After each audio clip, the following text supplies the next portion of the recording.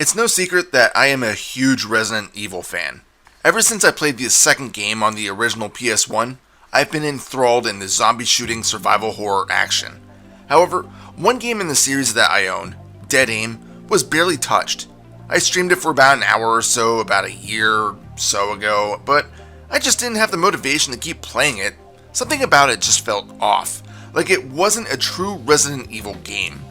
So of course I decided to review it now to see if maybe I can get further and actually play it to completion. In Resident Evil Dead Aim, you play as Bruce McGivern. The story starts from an oddly crucial point in which the big bad of the game, a guy known as Morpheus, is holding Bruce at gunpoint. Events happen, a grenade goes off, Morpheus retreats, injured, and you get control of Bruce. First things first though, the voice acting of this game is superb.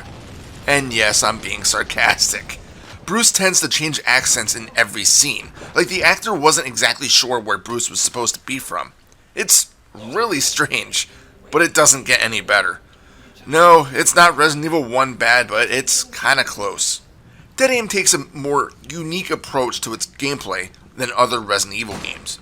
It was developed to be used with a light gun, but I don't have one, so Granted, I used emulation to record this due to my PS2 acting funny recently, so I probably could have just altered settings to use the mouse, but since I don't own a light gun, I wanted to play it as if I was actually playing it on the console. So controller it is. Anyway, you move Bruce around in the third person, with him being able to look around freely, which is unusual itself for a Resident Evil game, considering most games in the series featured static cameras. When you approach a zombie, you press R1 to bring up your targeting reticule, which occurs in first person. You use the right analog stick to move the crosshair, and press R1 to fire. Unlike Resident Evil Survivor, a game in the same vein as Dead Aim, you do not have unlimited pistol ammo, so you do need to watch your shots, and I highly recommend aiming for the head. Not only does it do the obvious, more damage and quicker kills, but you also can get a random critical hit, in which you see the head splatter and the zombie gets flung backwards. Of course, the zombies won't just let you get headshots on them. With all their shambling, they'll wobble their head back and forth, forcing you to time your shots perfectly. This is really the only way they'll defend themselves, as these zombies really lack brain power. Most move slowly, and some will just stand there until you get close. Sure, some will spit some sort of vile liquid at you, but even this isn't a huge threat.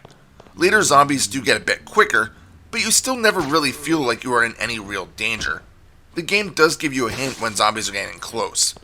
When you are in shooting mode, you might see a warning indicator on the left or right. If it's white, the game is simply telling you that there is a zombie to that side. When it turns red, well, now is the time to turn your aim or run. It wasn't until much later in the game that I found out that you also get an evade, used by pressing L2. I've only ever used it at a boss, but I can see it being helpful, and it's really something I wish some of the other games had adopted. Unfortunately, we didn't see any sort of real evasion techniques go mainstream until Resident Evil 6. At least, none that I can recall.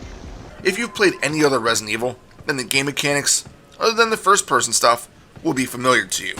Kill zombies, pick up ammo and other weapons, and use herbs and first aid spray to heal any wounds.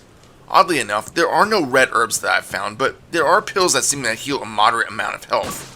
It definitely feels out of place, but it works. Just like the other games, you'll be able to find maps, and they are much more useful here than in earlier games. Your objective is circled in yellow, allowing you to spend less time running around in circles.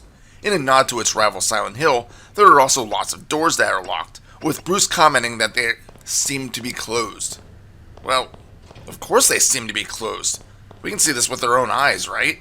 Did he mean to say they seem to be locked? That would make more sense. I mean, any door he enters seems to be closed, but then they seem to be opened so that you can pass through them. The horrible translation doesn't stop there. There is a point where you need to go up a set of stairs, yet if you look at them, Bruce states that they appear to lead to a dead end. Yet you have to go up these by pressing the button next to you labeled unlocked. Shouldn't this say locked first, then change to unlocked? And why doesn't the stairway say that it seems to be closed? Because that would be more accurate than saying it leads to a dead end. Yeah, well. Oh yeah, there's also an ID card that you pick up that you need to use on those unlock panels. Yet if you try to use the ID card from the inventory menu, Bruce advises that the ID card doesn't seem useful.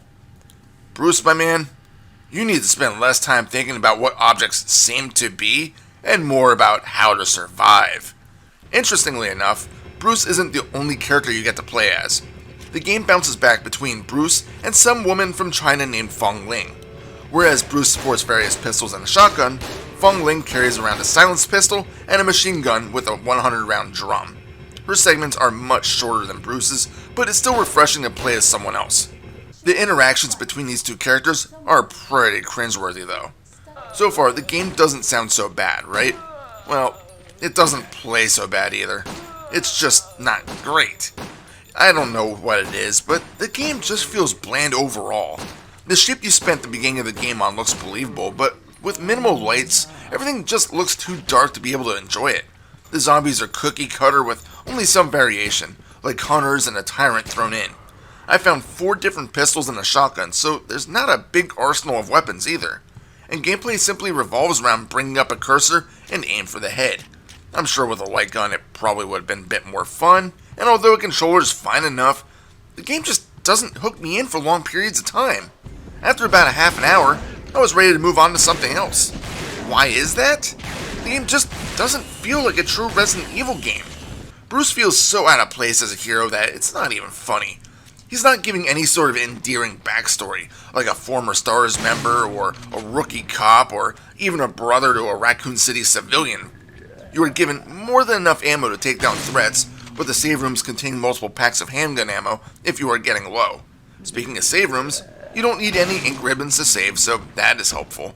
But what isn't helpful is that you don't get a melee weapon, and can only have 6 slots worth of ammo available, with no inventory chest to be found.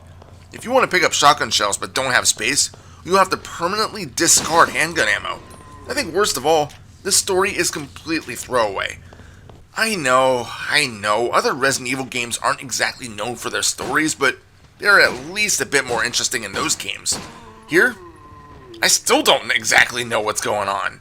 Again, Bruce is just some mystery hero, and the game starts at a point that you would expect at the end of a Resident Evil game. It can be pieced together that Morpheus is a rogue Umbrella agent that got fired due to his recklessness, but the reason why he has a sex change in the middle of a freaking game still confuses me. And no, I'm not joking. He's clearly a male at the start of the game, but when he fights you a bit later, he's clearly female. I don't know how to explain this. Another confusing part is when the ship runs aground, Bruce decides to jump overboard. Wouldn't it just be safer to stay on the ship and hold on to something? It's not like the ship was sinking like the Titanic. Yeah, well, Resident Evil Dead Aim isn't a bad game, but I can't say I enjoyed it. The gameplay is fun enough in small chunks, but the lackluster story, facepalm-worthy expositions, and lack of weapon and enemy variety just makes me want to play something a bit better after just a few minutes. I couldn't persuade myself to keep playing once I jumped ship, as I just wasn't having much fun. If you are a Resident Evil fan, give this one a go at your own risk. But if you have a light gun, let me know if you've played it, and it's any better.